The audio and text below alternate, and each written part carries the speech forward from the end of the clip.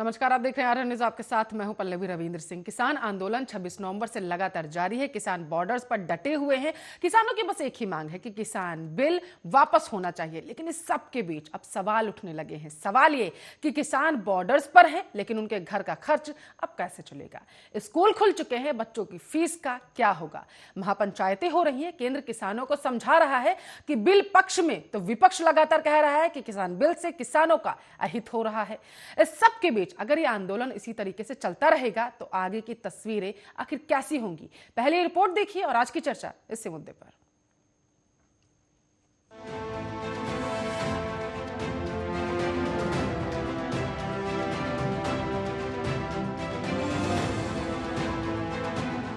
मंगलवार देर रात तक राकेश टिकैत और केंद्र के नेताओं के बीच में बातचीत चली कि किसान आंदोलन आखिर कब खत्म होगा। इस पर बोलते हुए राकेश टिकैत ने कहा है कि बीजेपी बैठक कर रही है और किसानों के बीच जाना चाहते हैं तो जाए गांव, और किसान तो उनका इंतजार ही कर रहे हैं। जब जाएंगे तो उनको खुद समझ में आ जाएगा। सारे राजनीतिक दल सिर्फ राजनीति कर रहे हैं, फिर चाहे वह बीजेपी हो या फिर और कोई। हम किसी को आंदोलन में आने से तो नहीं रोक सकते, लेकिन यह सारे राजनीतिक दल मिलकर वोटों की खेती कर रहे हैं। इस सबके बीच विपक्ष महापंचायत पर किसानों को किसान बिल से क्या हित है ये समझाने में लगा हुआ है। केंद्र विपक्ष के निशाने पर है। इस पर अपनी बात को आगे बढ़ाते हुए राकेश टिकैत ने कहा है कि अगर राजनीतिक दल हमारे मंचों तक आ रहे हैं तो सरकार उनको रोके, तो उनको दिल्ली में ही क्यों नहीं रोक देती, दिल्ली से उन्हें निकलने ही क्यों दे रही। देश में कोई इमरजेंसी तो लगी नहीं है कि कहीं पर कोई पंचायत कर ही नहीं सकता। आपकी जानकारी के लिए आपको बताते चले कि कृषि कानूनों के खिलाफ दिल्ली की सीमाओं पर बैठे किसानों के आंदोलन को कई दिन बीत चुके हैं। किसान आंदोलन के जल्द खत्म होने की उम्मीद भी नजर नहीं आ रही। उधर धरने पर बैठे किसानों को अब खेती की चिंता, गन्ना, लोन और बिजली बिल का भुगतान जैसी समस्याओं का सामना करना पड़ रहा है। घर के मुखिया के धरने पर जाने से परिवार के अन्य लोग खेती संभाल रहे हैं। 1 महीने बाद गेहूं की फसल कटाई के लिए तैयार हो जाएगी। इससे किसान परिवारों की परेशानी बढ़ती दिख रही है। किसानों ने बताया है कि उनके परिवार के सभी आदमी खेती में हैं, जबकि वह दिल्ली में चल रहे धरने पर बैठे हुए हैं। वो कहते हैं कि उनके गन्ने की फसल का पैसा रोक दिया गया। पिछले साल भी राशि नहीं मिली थी, जिसके चलते समस्याओं का सामना करना पड़ा था। वहीं आपको बताते चले कि एक अन्य किसान से मिली जानकारी के अनुसार किसान आंदोलन में उनके परिवार के सभी सदस्य शामिल हैं। इस कारण उन्हें सारा काम देखना पड़ रहा है। घर में खड़े जानवरों का चारा, दूध निकालना, बीमारी के चलते वह यह सब नहीं कर पा रहे हैं। खेती बाड़ी भी ठप पड़ी हुई है, और तो और घर के खर्चे चलाने में भी काफी दिक्कतों का सामना करना पड़ रहा। एक और किसान परिवार की महिला ने बताया है कि परिवार के सभी सदस्यों के आंदोलन में जाने के कारण उन्हें खेती देखनी पड़ रही है। इसके अलावा उन्हें घर का काम भी अकेले करना पड़ रहा है। घर का खर्चा चलाने के लिए भैंसों का दूध बेचकर एक पाई जोड़कर खर्च करना पड़ रहा है। ये हाल सिर्फ एक परिवार का नहीं है। किसानों का कहना है कि सरकार के गन्ने का पेमेंट तो मिला नहीं, उल्टा किसानों के खिलाफ या 3 काले कानून और आ चुके हैं। जो पढ़े लिखे लोग हैं वो तो समझते हैं, लेकिन जो अनपढ़ हैं उनका आखिर क्या होगा। सरकार को ये कानून वापस लेने ही चाहिए। हैरानी की बात यह है कि सरकार बिल को ना वापस लेने पर अड़ी हुई है और किसान नेता इस जिद पर कि किसान बिल वापस हो। अगर हालात यही रहे और आंदोलन आगे चलता रहा तो महंगाई चरम पर पहुंच जाएगी। आम आदमी की कमर भूख से टूट जाएगी, क्योंकि घर का खर्च चलाना मुहाल हो जाएगा। यही नहीं, सरकार को भी प्रतिदिन आंदोलन की वजह से 3700 करोड़ रुपए का नुकसान हो रहा है, और अंतर्राष्ट्रीय पटल पर भारत की किरकिरी भी हो रही है 100 अलग। कनाडा अपने वहां होने वाले चुनाव की वजह से और पाकिस्तान भारत को नीचा दिखाने की चाहत में किसान आंदोलन के मुद्दे को भुनाने में लगा हुआ है। ऐसे में जानकार ये मानते हैं कि इस आंदोलन का कोई ना कोई हल जरूर निकलना चाहिए। Special desk RN news.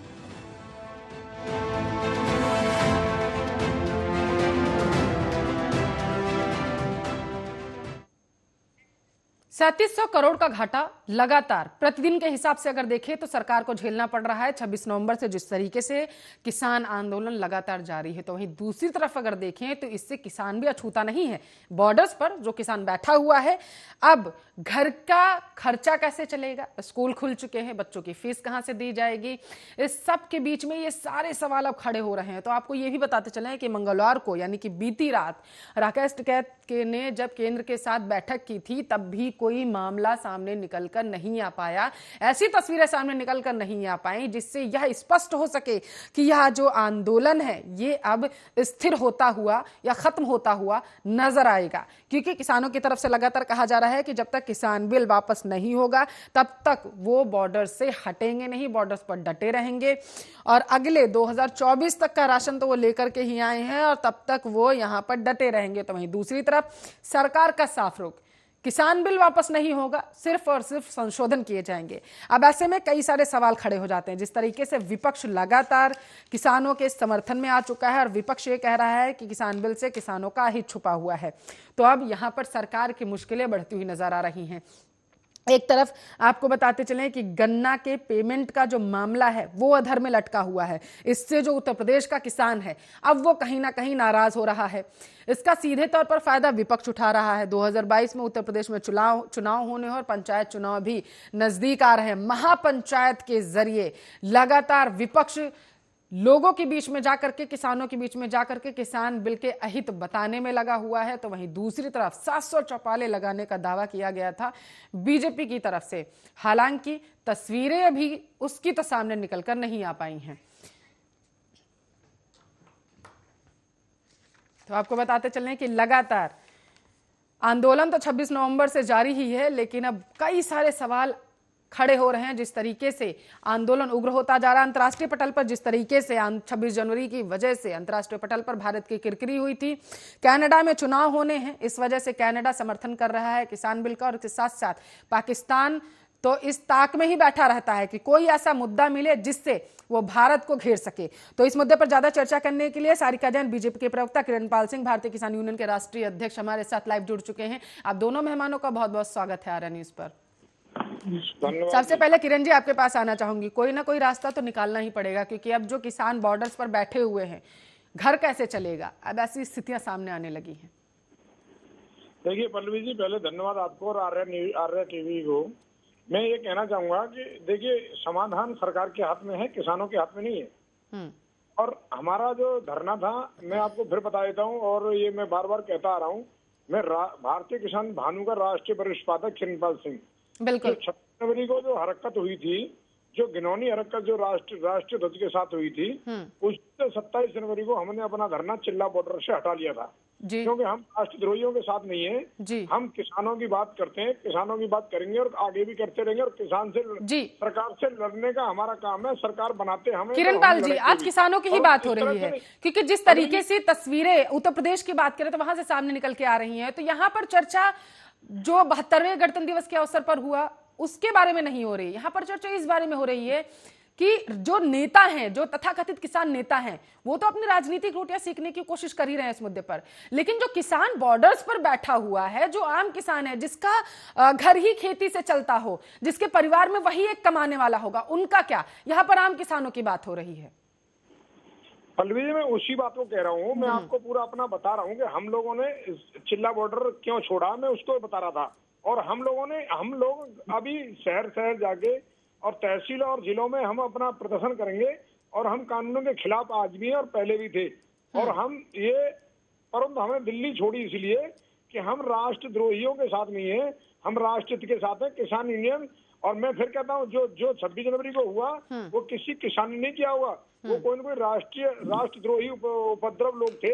वो तस्वीरें सामने आ रही हैं किरण जी, तस्वीरें सामने आ रही हैं कि उनके पीछे किस तरीके की एक सोची समझी रणनीति के तहत वो पूरी प्लानिंग की गई थी।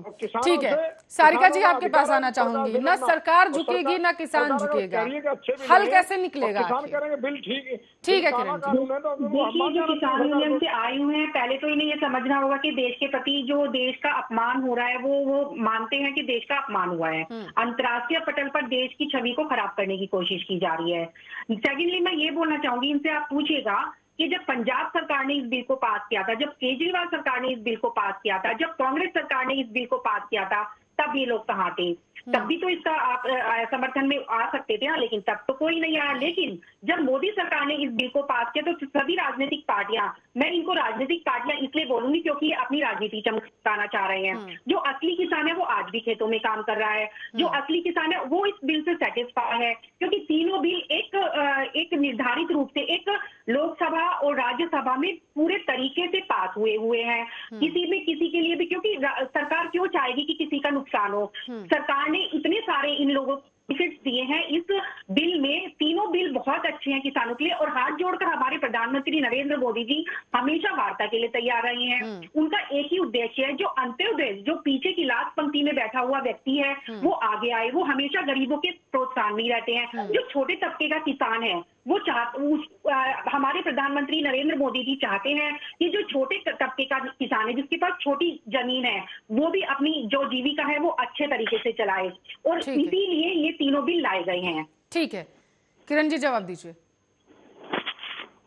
देखिए, इन मैडम को क्या है, इन मैडम को राजनीति चश्मा इनकी आंखों पे लगा हुआ है, और मैडम की गलती नहीं है कि हम जो है किसान, सारे लोग राजनीतिक लोग नहीं है ये किसान संगठन, ना ही ये राजनीति। एक्चुअली जब सत्ता में नहीं थे भाजपा तो ये भी ऐसे ही करते थे।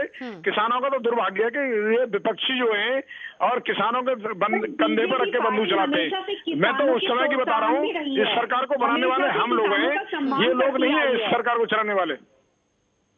ये लोग राजनेता लोग जो वोट डालते हैं, किसान और गरीब आदमी जो वोट नहीं डालता, वो किसान और गरीब जाके पूरे परिवार से वोट डालता है। इसलिए मैडम को पता नहीं है कि ये सभी कांग्रेस के सत्ता बसपा वाले नहीं है। या किसान बीमा ये ले लो, सॉइल हेल्थ कार्ड ले लो, 6,000 रुपए जो साल में आपको मिलते हैं उसको ले लो। बहुत सारी तमाम योजनाएं हैं जो प्रधानमंत्री नरेंद्र मोदी किसानों के समर्थन में लाई है। तो एक चलो मान लेते हैं कि कोई सरकार ने कुछ नहीं दिया, मोदी सरकार ने तो कम से कम दिया, परंतु ये नहीं कि आप इसमें ये कहेंगे 6,000 में किसान का पूरा 6,000 का मतलब जानते हैं 500 रुपए महीने। 500 रुपए महीने में आपके घर में एक साबुन का खर्चा नहीं चलता होगा, जिसको आप ये बहुत बड़ा वो बता रही है 6,000 सारे भाजपा वाले केवल यही करते हैं 6,000। पानी और बिजली में भी आपको बहुत रियायतें मिलती है, उसमें कोई दो राय नहीं है। आप भी इस चीज को बहुत अच्छे से जानते हैं। नरेंद्र मोदी जी की सरकार चाहती कि आप लोगों की आय अगले साल तक 2 गुनी हो जाए, इसीलिए प्रयास चल रहे हैं। ठीक है, देखिए मैडम, मैं बताता हूँ, ये अगर किसान इसी लालच में तो भाजपा को लाया था कि किसान की आयु दुगनी हो जाएगी। अभी आपको अगर पता है मैडम जी का नाम क्या है इनका, भाजपा से मैडम है सारिका जी बीजेपी की प्रवक्ता है। तारिका जी मैं बताता हूँ आपको। तारिका जी आप समझिए, जब ये भाजपा सरकार सत्ता में थी, मैं उस टाइम से जानता हूँ। मैं भारतीय किसान भानु का राष्ट्रीय वरिष्ठ संपादक किरणपाल सिंह, मैं आपको बताना चाहता हूँ कि ये सरकार लाने वाले हम हैं, और हमने वोट डाली थी चप्पे बजाकर, और हमने सरकार को लाए थे, और सरकार ने ये घोषणा की थी कि हम किसान आयोग बनाएंगे, हम किसान। किरणपाल जी ठीक है, यहाँ पर सियासी बयानबाजियां ने। किरणपाल जी अब मामले की गंभीरता को समझने की कोशिश कर रहे हैं। न ही सरकार इस मामले की गंभीरता को समझ रही है, और न ही वो किसान नेता जो सरकार से बातचीत करने के लिए जा रहे हैं। किरणपाल जी, उन किसानों के बारे में कौन सोचेगा जो बॉर्डर्स पर बैठे हुए हैं? पूरी ठंड बीत गई, कड़कड़ाती ठंड में वो बॉर्डर्स पर बैठे हुए थे, और आज उनका परिवार, अभी गेहूं की फसल कटने का टाइम आ जाएगा किरणपाल जी, उसके बाद का क्या? वो किसान बॉर्डर पर बैठा हुआ है, लेकिन उसके घर का क्या? घर का कैसे चलेगा? खर्च कैसे चलेगा? किरणपाल जी ये किसान ही है जो मांग रहे हैं, और आप इतने दिन में, अगर भाजपा सरकार इतने दिन में भी नहीं समझा पाई कि ये विपक्षी है, ये कांग्रेसी है, ये उपद्रवी है, ये खालिस्तानी है, टुकड़े करेंगे सरकार, कांग्रेस सरकार और केजरीवाल सरकार ने इस बिल को लाने की तैयारी में थे, तब आप लोग कुछ नहीं बोले। जब नरेंद्र मोदी जी इस सरकार में अपने बिल को, ये तीनों बिलों को लाना चाहती है, तो तब आप बोल रहे हैं क्योंकि आप अपनी राजनीति चमकाना चाह रहे हैं। जो बेचारे किसान गरीब खेतों में काम कर रहे हैं, आप इनकी तरफ से भी तो बोलिएगा ना। वोट डालने वाले बच्चा किसानों का है। मैं मछुआ से बिलोंग करता हूँ। हर बच्चा, हर परिवार ने भाजपा को वोट दिया, एक बार नहीं 2 बार, और भाजपा जब सब जगह दिखाई दे रही है। यहाँ पे वोटिंग की बात नहीं है किरणपाल जी, यहाँ पे चर्चा हो रही है कि मामला बद से बदतर होता जा रहा है, और ना ही किसान झुकने के लिए तैयार है और ना ही सरकार। सारिका जी आपके पास आ रही है, ठीक है सारिका जी आपके पास आ रही है। लगातार किसान नेताओं की तरफ से कहा जाता है कि बीजेपी या केंद्र की सरकार जो है वो किसानों को समझा ही नहीं पा रही कि किसान बिल, आखिर किसान बिल से उसका हित कैसे छिपा हुआ है। तो क्या आप लोग किसान बिल समझा नहीं पा रहे हैं या फिर किसान बिल तो समझ रहा है लेकिन जो किसान नेता हैं वो समझने नहीं देना चाहते? सारिका जी देखिए, जो किसान नेता है वो समझने नहीं देना चाहते। आप बिल्कुल ठीक बोल रहे हो पल्लवी जी, क्योंकि ये सारे तीनों अमेंडमेंट बिल है जो कि कांग्रेस सरकार में बार बार आपसे यही बोल रही हूँ, कांग्रेस सरकार हो या राहुल गांधी सरकार हो या फिर पंजाब सरकार हो, केजरीवाल सरकार हो, ये बार बार इनको वोट बैंक की उन्होंने राजनीति करी। लेकिन लास्ट में क्या हुआ, प्रधानमंत्री मोदी जी ने इतनी हिम्मत थी कि ये तीनों बिलों को लाए और उन्होंने उसको पास करवाया राज्यसभा और लोकसभा में। लेकिन उसके बाद भी ये लोग राजनीति करने आ गए क्योंकि उनको लग रहा था कि ऐसे चलेगा तो हमारी राजनीति नहीं चलेगी। किसानों को फायदा ही फायदा, नुकसान कुछ भी नहीं है। आपकी योजनाएं लाई है गवर्नमेंट ने जो कि सुनना ही नहीं चाहती हो, जैसे कि शाहीन बाग का धरना प्रदर्शन था, ऐसे ही ये लोग इसको भी धरना प्रदर्शन के रूप में ले रहे हैं। ये धरना प्रदर्शन के आगे कितने षड्यंत्र हो रहे हैं देश के खिलाफ। हमारे जो असली किसान है, कम से कम भाइयों से रिक्वेस्ट है, कम से कम इस बिल को समझे, पढ़े और उसको अपनी जो किसान गरीब तबके के किसान है उन तक उनको पहुंचाएं। आप चाहते हो? ठीक है किरण जी सुनिए मेरी बात। बच्चे ISPS हैं, किसानों के बच्चे कर्नल ब्रिगेडियर हैं, किसानों के बच्चे पुलिस में फोर्स में है, राजनेताओं के नहीं, किसी राजनेता का और किसी उद्योगपति का बच्चा नहीं है। नहीं ठीक है किरण पाल जी अब मेरी बात सुनिए। आप मामले की गंभीरता को समझने की कोशिश कर रहे हैं। एक तरफ राकेश टिकैत आते हैं और वो कहते हैं कि विपक्ष जो है अगर वो हमें बरगलाने की कोशिश कर रहा है या फिर महापंचायत में आता है तो सरकार उसे रोक ले, आने ना दे।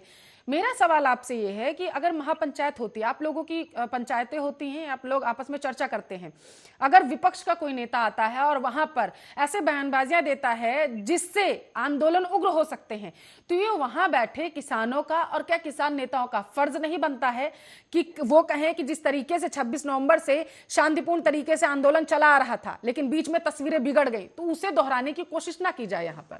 पल्लवी जी मैं बताऊंगा, ये किसानों ने कहीं भी नहीं बिगाड़ा है और ये वास्तव में कहीं न कहीं राजनीतिक षड्यंत्र मिलेगा आपको। देख लेना जो 26 जनवरी को हुआ है। किरण पाल जी मेरी बात सुनिए। किरण पाल जी मैंने ये कब कहा, मेरा सवाल आपसे क्या था स्पष्ट, मेरा सवाल किरण पाल जी, मैंने कहा 26 नवंबर से शांतिपूर्ण तरीके से धरना चल रहा था। किरण पाल जी वक्त नहीं है, राजनेता चाहते हैं। किरण पाल जी सुनिए मेरी बात, किरण पाल जी देखिए सुनिए, शांति के साथ सुनिए। मैं जब भी इस मामले पर चर्चा करती हूँ मैं एक बात दोहराती हूँ कि 26 नवंबर से बेहद शांतिपूर्ण तरीके से धरना चल रहा था और इससे कोई इनकार नहीं कर रहा है। किसानों का धरना बेहद शांतिपूर्ण तरीके से चल रहा था लेकिन बीच में तस्वीरें बिगड़ी। अगर वो बिगड़ी तस्वीरें और अगर पुलिस और केंद्र सरकार लगातार ये कह रही है कि वहां पर जो बयानबाजियां होती उसकी वजह से वो तस्वीरें बिगड़ रही हैं, तो मेरा सवाल मैं फिर से दोहरा रही हूं, क्या फर्ज किसानों का वहां जो बैठे उनका और किसान नेताओं का वहां पर जो बैठे होते हैं पंचायतों में, बॉर्डर्स पर, उनका फर्ज नहीं बनता है कि वो वहां से ऐसी बयानबाजियों को बाहर ना निकलने दे? हम देखिए, मैं भारतीय किसान भानु के प्लेटफार्म में बताता हूँ, कोई राजनेता हमारे प्लेटफार्म पे नहीं आया और न आएगा। हम किसी राजनेता को बिल्कुल भी घास से डालते, चाहे किसी भी सत्ता किसी भी पार्टी का हो, चाहे सपा का हो, चाहे कांग्रेस का हो, चाहे भाजपा का हो। अब अगर आप अपने आप को संगठनों में डिवाइड करेंगे तो कैसे चलेगा? सारिका जी मैं आपके पास आना चाहती हूँ। एक तरफ सारे किसान संगठन इकट्ठा होते हैं और कहते हैं कि हम पूरे देश के किसानों का प्रतिनिधित्व करते हैं सारिका जी, और दूसरी तरफ जब बात आती है कि तस्वीरें क्यों बिगड़ी, ठीक है सारिका जी सवाल सुन लीजिए। चेंजेस हो सकते हैं लेकिन बिल रद्द नहीं हो सकते हैं। ठीक है सवाल सुनिए अब मेरा सारिका जी। एक तरफ सारे किसान संगठन इकट्ठा होते हैं और कहते हैं कि किसानों का, पूरे देश के किसानों का हम प्रतिनिधित्व करते हैं और किसान बिल रद्द हो इसकी हम मांग करते हैं देश के सारे किसानों की तरफ से, लेकिन जब सवाल उन पर उठने लगते हैं तो संगठनों में बढ़ जाते हैं खुद का बचाव करने के लिए। मैं पल्लवी जी वही बोलना चाह रही हूँ कि ये किसान जो गरीब तबके का किसान है उनके हित में ये, जिनके पास छोटी छोटी जमीनें हैं वो अपना दे देते हैं उस पर कि जिससे कि उन पर खेती अच्छे से हो सके। जो षड्यंत्रकारी हैं वो इसमें आ गए हैं और जो कि इसमें आंदोलन को दूसरा रूप दे रहे हैं जो कि देश विरोधी, वो आप भी जान रहे हैं और जो ये किरण पाल जी आए हैं वो भी जान रहे हैं, क्योंकि इनको तो मजबूरी है कि बहस करनी पड़ रही है। लेकिन दिल से अगर ये हाथ तक के बोले कि प्रधानमंत्री नरेंद्र मोदी जी कभी भी किसी किसान का बुरा नहीं चाह सकते, वो लास्ट में अंतिम खड़े व्यक्ति का भी भला चाहते हैं और जिससे कि वो आगे आए, उनकी आय दोगुनी हो और उनका भला हो, उनका परिवार अच्छे से चल सके। सुनना चाहता हूँ, जो सत्ताधारी होते हैं ना, वो एक बता देंगे किसानों का विरोधी कौन है। कोई सत्ताधारी विरोधी नहीं हो सकता, किसानों का तो कोई विरोधी कह ही नहीं सकता, कह नहीं सकता है सब। किरणपाल जी ने छोड़ा किसी ने ठीक है, मान लेते हैं कि आप सारे ठीक है किरणपाल जी सवाल सुनिए कि किसान गरीब रहे, वो साइकिल पे चले, वो रोटी अपने सालों में किसान गरीब था, मर्सिडीज में सालों से किसान गरीब था, लेकिन हमारे नरेंद्र मोदी जी ने आकर चाहा कि वो किसान जो गरीब तबके का किसान है वो भी आगे आए, वो आत्महत्या ना करे। 70 सालों में कांग्रेस सरकार ने यहाँ पर हम चर्चा इस बात पर कर रहे हैं कि आखिर हल कैसे निकलेगा, और आप लोग एक दूसरे की ही बात नहीं सुन रहे हैं। अब मेरे दर्शक कम से कम इस पूरे मामले से ये तो जरूर समझ रहे होंगे कि जब यहाँ पर ये हालात हैं तो बाकी जब केंद्र विज्ञान भवन में जब केंद्र बैठता होगा किसान संगठनों के साथ में, तो वहाँ पर कैसे हालात होते होंगे। देखिए किसानों को भी समझना पड़ेगा पल्लवी जी, तीनों किसान बिल जो और किसान है उनकी भलाई के लिए बनाए गए हैं, तो कुछ किसानों के लिए ये रद्द नहीं हो सकते हैं। नहीं हो सकता, आप बताएं क्या कमी है, इसमें क्या संशोधन हो सकता है, आप बताएं उसको। लेकिन अगर आप मान सकते हैं कि इनको रद्द करो तो शायद इसको ठीक नहीं है। देखिए सरकार की यूगो बन गई है कि सरकार की नाक कट जाएगी अगर सरकार ने मान ली। नहीं सरकार की कोई ईगो नहीं है। सरकार ने हमेशा 12 वार्ता हुई है और आपसे पूछा गया है कि इसमें कोई कमी है तो बताइए, हम हाथ जोड़कर उसको ठीक करेंगे। कभी भी आप लोगों से सरकार ने बदतमीजी नहीं की है, हमने से आपका आदर सत्कार किया है और हमेशा से सरकार ये चाहती है कि किसानों का भला हो, अंतिम बैठे व्यक्ति का भी भला हो। ठीक है, हो गई बहस। जी पल्लवी जी बोलिए। किस तरीके से आप लोग, मतलब मैं फिर से वही कह रही हूँ कि विज्ञान भवन में क्या तस्वीरें होती होंगी, यहाँ पर जो चर्चा हो रही है इससे साफ नजर आ रही है। किरणपाल जी, आपने कहा कि मेरा संगठन इस तरीके के बयानबाजियों का समर्थन नहीं करता, हम विपक्ष का समर्थन नहीं करते हैं, हम आने से उन्हें मना करते हैं। आप टिकरी बॉर्डर पर थे किरणपाल जी? हम चिल्ला बॉर्डर पर थे, चिल्ला बॉर्डर पर थे। चलिए ठीक है, टिकरी बॉर्डर पर भी आपके ही किसान संगठन के कुछ नेता वहां पर भी मौजूद थे, टिकरी बॉर्डर पर भी, और वहां पर भारतीय किसान यूनियन के नेता भी गाजीपुर पर वैसे बैठे हुए हैं, लेकिन वहां पर भी हैं क्योंकि टिकरी बॉर्डर पर दोनों संगठनों के नेता वहां पर बैठे हुए थे। वहां पर भगवान दास ने जब सुसाइड किया था ना किरणपाल जी, तो उन्होंने पता अपने सुसाइड नोट में क्या लिखा था कि मैं इतना ज्यादा दिल से परेशान हो चुका हूं, इस वजह से मैं सुसाइड कर रहा हूं क्योंकि मुझे समझ नहीं आ रहा है कि ये तस्वीरें किस ओर जा रही हैं, सरकार नहीं झुक रही है। और दूसरी बात, जो ये नेता लोग जाते हैं सरकार से बातचीत करने के लिए, ये सरकार से बात करते हैं जाकर के और उसके बाद हमारी सुनते ही नहीं है आकर के कि हम क्या कहना चाहते हैं। एक्चुअली में पल्लवी जी यही हो रहा है, आप मेरी बात सुनिएगा, झूठ की दुकान सजाए बैठे हैं। सारिका जी, आप मेरा सवाल किरणपाल जी से था, मैं आपसे भी आप इसका जवाब लूंगी, लेकिन ये सवाल बेहद जरूरी है कि किरणपाल जी इसका जवाब दें। सरकार जो है वास्तव में कहीं न कहीं ये दिखावे की तरफ चली गई है कि बुलाएंगे जरूर और सुनेंगे वहां जाके सबकी और करेंगे मन की। किरणपाल जी, मेरा सवाल आपसे क्या था, भगवान दास ने अपने सुसाइड नोट में क्या लिखा था? उनकी मौत को 1 महीने से ज्यादा हो चुका है। आप जरा सा एक बार फिर से जाइएगा टिकरी बॉर्डर पर और वहां से उनका सुसाइड नोट पढ़िएगा जाकर कि उन्होंने अपने सुसाइड नोट में क्या लिखा था। आप अभी भी सरकार पर सिर्फ उंगलियां उठा रहे हैं। मेरा सवाल आपसे क्या था कि किसान नेता जाते हैं सरकार से बातचीत करने के लिए, लेकिन बॉर्डर्स पर जो किसान बैठा हुआ है, अब किसान नेता तो आराम से चले भी जाते होंगे, ये तो आप भी जानते हैं, लेकिन उसके बाद जो किसान बॉर्डर पर बैठा हुआ है, डटा हुआ है इस आस में कि किसान कुछ हल निकलेगा, सरकार से वार्ता होगी, हम तक बात आएगी, लेकिन उनकी बात नहीं सुनी जाती है। नहीं, ऐसा नहीं है। जो किसानों के साथ बैठे हैं, किसान नेताओं के साथ बैठे हैं, वो भी सब समर्थक हैं और ऐसा नहीं है कि कोई जबरदस्ती उनको बैठाया हुआ है। तो भगवान दास जी ने, ठीक है सारिका जी, मैं आपके पास आती हूँ, आप जवाब देना चाहती थी मेरे इस सवाल का। इसके साथ साथ आप ये भी बताइए सारिका जी कि भगवान दास ने सुसाइड नोट में लिखा कि सरकार भी झुकने को तैयार नहीं है, किसान संगठन के नेता भी झुकने को तैयार नहीं है, मतलब किसान संगठन के तथाकथित नेता जो सरकार से बातचीत करने के लिए जाते हैं, असल में मासूम किसान जो बॉर्डर्स पर बैठा हुआ है उससे तो उसकी चर्चा होती ही नहीं है अगर उस लेटर पर हम ध्यान दे तो। देखिए बिल्कुल आप ठीक बोल रही है पल्लवी जी। ठीक है किरणपाल जी, जवाब लेने दीजिए सारिका जी से। जो बॉर्डर पर किसान बैठे उनको मालूम नहीं एक्चुअली में क्या चल रहा है। बातचीत रखते हैं और वो भी रिजेक्ट कर आ जाते हैं, जबकि जो बिल है अगर डीपी पड़ेगी तो किसानों के हित में ही है। हम कभी चाहेंगे कि किसानों का बुरा हो। किसानों का तो दुर्भाग्य है। देखिए, किसानों का दुर्भाग्य नहीं, सौभाग्य है कि नरेंद्र मोदी जी की सरकार में ये बिल पास हुए हैं। नहीं तो सभी प्रलोभन देके आए थे कि ये बिल पास होंगे, लेकिन नरेंद्र मोदी जी सरकार ने बिल खोलकर इन बिलों को पास किया है। लेकिन अगर आप बोलते रद्द करो, उसमें संशोधन करने की आप बात करिए। अगर कहीं गलती है तो आप संशोधन करवाइए, लेकिन रद्द करो, ये तो कोई बात नहीं हुई कि रद्द करो। ठीक है किरणपाल जी, नहीं, मान रद्द लेते हैं करो। भारतीय किसान, वैसे तो आपने कहा कि आप भारतीय किसान यूनियन के भारतीय किसान यूनियन के राष्ट्रीय अध्यक्ष हैं, लेकिन यहाँ पर किसान मोर्चा जो लगातार गाजी बॉर्डर पर डटा हुआ है, अगर राकेश टिकैत की बात करें, एक तरफ तो वो कहते हैं कि नहीं ठीक है किसान बिल रद्द होना चाहिए, हम विपक्ष का समर्थन जो है वो नहीं लेते, लेकिन दूसरी तरफ महापंचायतों में बुलाते हैं, आराम से विपक्ष जाता है वहां पर बातचीत करने के लिए। अब आप मुझे ये बताइए, जब आप लोग बातचीत करते हैं, हालांकि आप कह रहे हैं विपक्ष से बातचीत नहीं करते, लेकिन इसमें कोई दो राय नहीं है कि भूमिका उनकी भी है और इससे आप बिल्कुल मना नहीं कर सकते हैं किरणपाल जी। अब आपके बीच में जब विपक्ष आता है तो आप ये उससे क्यों नहीं सवाल करते हैं कि जब दोनों सदनों से ये बिल पारित होता है तब आप लोग वहां पर मुंह पे पट्टी बांध के बैठे रहते हैं, जब जनता के बीच में आ जाता है तब आप लोग झंडा बुलंद करते हैं आकर के। तो हमारे बीच में झंडा बुलंद करने से अच्छा है सदन तक अगर आम इंसान, आम किसान नहीं जा सकता है, अगर आप लोग सदन तक जा सकते हैं तो वहां पर अपनी आवाज क्यों नहीं बुलंद करते हैं? पल्लवी जी, मैं पहले कह चुका हूँ, ये सुन लो ध्यान से, और जितने आपके दर्शक सुन रहे होंगे मैं बता देता हूँ, विपक्षियों की बुद्धि जब आती है जब वो विपक्ष में होते हैं, और सत्ताधारियों की बुद्धि जब चली जाती है वो सत्ता में आते हैं, तो ये तो किसान का दुर्भाग्य है। मैंने आपसे क्या कहा देखिए, किरणपाल किसानों का जी, दुर्भाग्य, मेरा सवाल आपसे क्या था, किसानों के दुर्भाग्य को बार बार मत गिनाइए।